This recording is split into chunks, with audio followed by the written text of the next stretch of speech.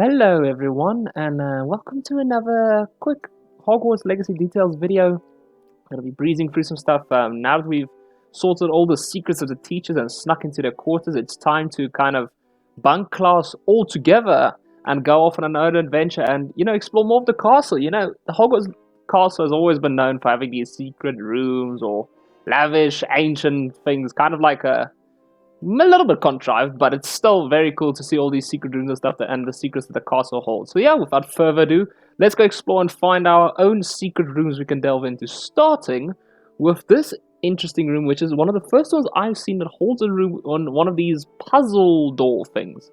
If you go inside, you'll notice quite a lot of sculptures, mainly with animals and stuff, but some centaurs, some wizards and all that.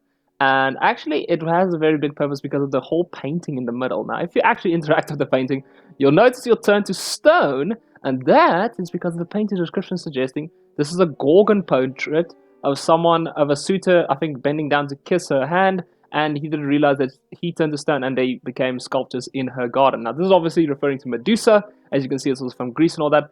And I'm not sure if the sculptures in this room also turned to stone because of her, or if they just ended up, or if Medusa, like, is a avid fan of Hogwarts and she just sends them statues of people that got turned to stone. But yeah, luckily you can escape your state of stone and then escape the room quickly before you become a permanent decor in her garden.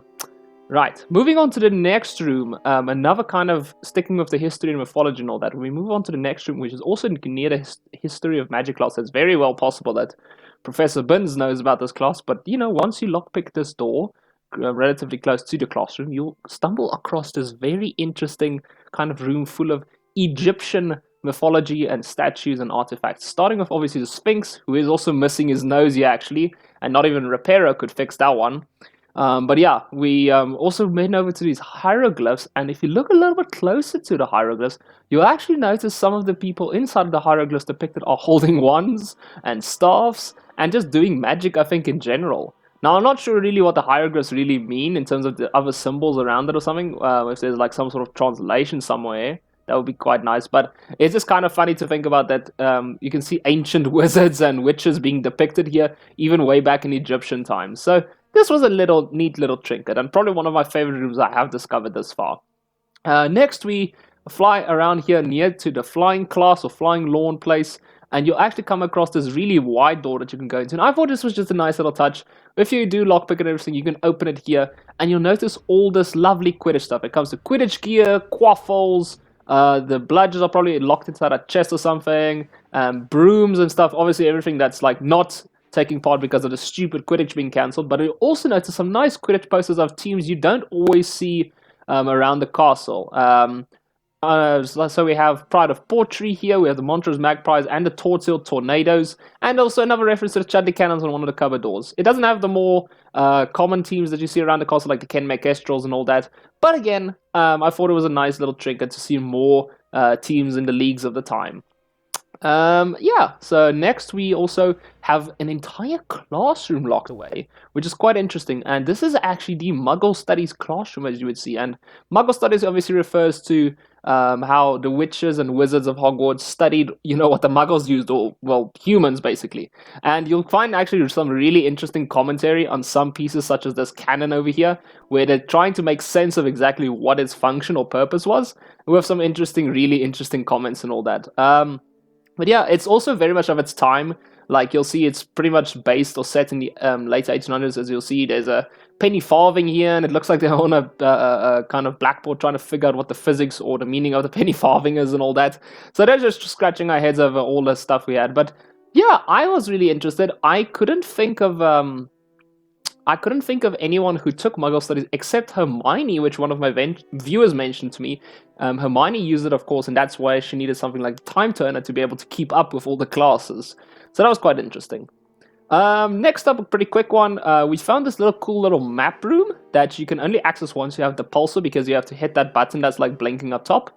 But you can go inside. It doesn't really serve a purpose so much. It looks like just storage of a bunch of art and portraits in a secret room. If this is a reference to something, I would love to know the reference. The only one I can think of is that World War II art that got somehow like stashed or something that the Nazis couldn't find because they wanted to destroy it, or I think sell it or whatever. That's the only one that came to mind. But yeah, Next up, we actually are in the faculty tower. We snuck up all these long stairs, and you come across this kind of room, which I can only think of describing as some sort of meeting. Because up top we have the headmaster's one, but this is kind of halfway up the stairway, and you can kind of see like there's a huge like couch here with a fireplace, and like there's tea being served and everything. But then again, it's also got a bed and a fireplace on the inside and stuff, like a bedroom, and like obviously someone could live here, but I can't make out whose room this is. Maybe the caretaker? I don't know where Mr. Filch or Mr. Moon really stays, or if it's been described in books or something, but that's really the only possibility I can logically think of.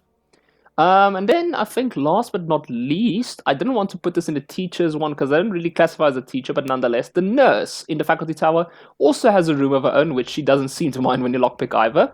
But in it, you can read quite an interesting case that she had to deal with quite recently about a headless patient that kind of stumbled into the ward. It looks like it was a bad case of a vanishing sickness or something like that taking a hold of her. But yeah, poor thing is in like third year or second year or something. And she was recommended to go to St. Mungo's immediately to get rid of this. So kind of fingers crossed, hopefully maybe she got well soon, I guess, and got her head back. But yeah, this was quite another interesting one to go through. Just a bunch of secret runes I found. I thought it was nice to share because yeah, the Alamora spell has helped unlock quite a bit of areas, and I think quite a lot of more secrets are going to appear once we can lockpick ourselves into, well, new rooms and into trouble. But yeah, I hope you guys still enjoyed this video. Thank you so much for always giving me support.